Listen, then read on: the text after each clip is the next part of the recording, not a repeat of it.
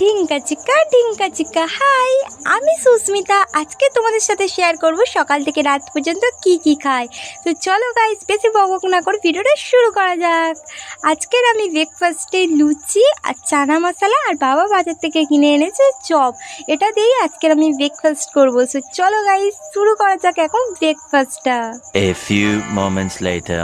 দিদি বাড়িতে পুজো করেছে আর অনেক রকমই প্রসাদ এনে আমাকে দিচ্ছিল। আমি শুধু একটা প্রসাদই নিয়েছি, এখন এটা খাবো। 2 hours later. তারপরে দুপুরবেলা ঝমঝমিয়ে বৃষ্টি হচ্ছে আর তার সাথে গরম গরম মায়ের হাতের তৈরির খিচুড়ি, পাঁপড় ভাজা, বেগুনি আর আলুর দম। কার কার জিভে জল আসছে কমেন্ট করো। এখন আমি খেতে থাকি। 6 hours later. মা বাড়িতে সন্ধে দিয়ে গিয়েছিল একটু মন্দিরে পুজো দিতে, আর পুজো দিয়ে সেখানে সবাইকে প্রসাদ দিয়ে এসে আমাদেরকে বাড়িতে প্রসাদ দিচ্ছিল। এখন আমি প্রসাদ খাচ্ছি।